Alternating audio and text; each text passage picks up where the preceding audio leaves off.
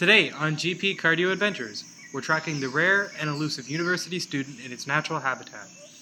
These creatures spend most of their time studying,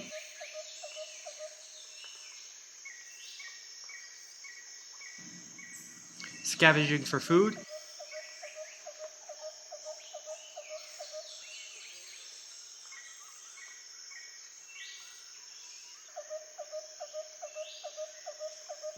and attempting to mate with other members of his species.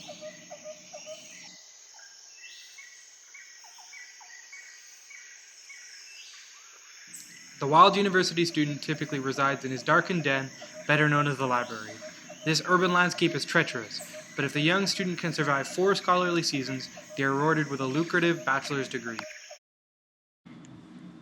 A female student emerges, having just spent the past 72 hours cramming for a challenge that will require swift thinking and quick action. She is ready to face the task of writing the Biome 4180 exam or risk perishing. However, having spent the past 2 nights in the confinements of the library, this student is exhausted, as are many other members of her pack. College students report chronically restricted sleep. Only 29% of students actually achieve the recommended 8 or more hours of sleep a night. The average weekday bedtime is 12:17 a.m., and it is even later on weekends. Additionally, 20% of students studied reported staying up all night at least once in the last month, and 35% reported staying up until 3 a.m. at least once a week. But it is not just a lack of sleep, but a reduced quality of sleep that these students face. It has been discovered that 73% of college students have at least occasional sleep problems, preventing them from getting adequate rest.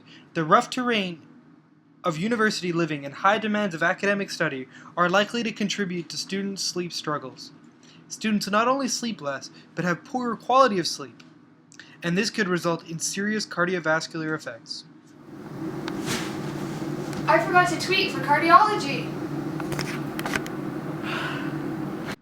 Let's take a closer look at why these creatures need sleep and why it is important for them to sleep at night.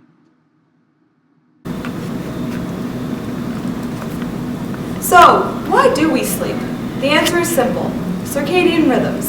Circadian rhythms synchronize our physiological processes with the external environment. They are the reason why we sleep at night when it's dark outside and are awake during the day when it's light. Many people think that circadian rhythms are a crazy concept, but I'll show you how it works. So here during the day, we have light come in and hit the eye. When the light converges on the retina, the signal is carried to a part in the hypothalamus of the brain called the SCN. The SCN is known as the master pacemaker. The master pacemaker will regulate gene expression, hormone secretion, and many other things. It can also coordinate the external signals with various organs and tissues, one of those being the heart. So what is happening with our genes? So here we have BMAL1 and clock, which are known as transcription factors. They will associate with this thing called the EBOX. So when they do that, they activate the expression of many other genes. And one of these genes are the circadian controlled genes. These genes will go on to maintain the normal physiological processes in the body and coordinate them with circadian rhythms. Research has shown recently that circadian rhythms are important for cardiovascular health. Here are some graphs that have been produced by my fellow colleagues. So the one here on heart rate, we can see on the x-axis time of day in hours. So we can see that heart rate is lower at night, higher during the day, and then falls back down at night. So we can see that heart rate is following a circadian rhythm. In the graph showing blood pressure, we can see that it too follows a circadian rhythm. It's lower at night, higher during the day, and then falls back down at night. Therefore, circadian rhythms are important for maintaining physiological functioning of the body. But what happens when we don't maintain them? Unfortunately, all of this means that the young students' all-nighters are messing with their circadian rhythms. This can have detrimental effects on their cardiovascular systems. You're gonna be here till 12. So you need it. Partial sleep deprivation for as little as one night increased blood pressure and heart rate when compared to normal. Over time, this can turn into a chronic hypertensive disease state. This leads to damage of the vessels and the narrowing of the vascular endothelium, which stresses the vessels. This makes them more vulnerable to plaque buildup. Over time, plaque buildup in the coronary arteries can lead to a heart attack. As well, chronically high heart rate can result in an enlarged heart, as the heart needs more muscle so it can pump more forcefully to eject the same amount of blood as normal in less time. Over time, this can lead to heart failure because the heart fails to keep up with the demand and tires out.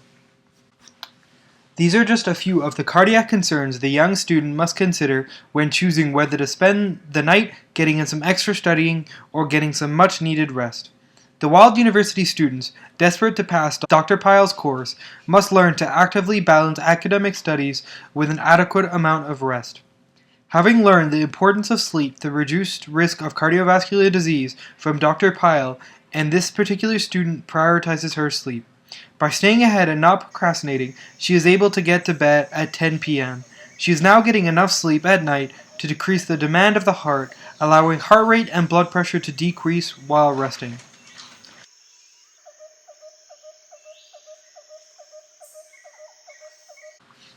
On our next episode of GP Cardio Adventures, we explore the exciting world of social media. Could Twitter be the secret to teaching cardiology to young adults? Tune in next week to find out.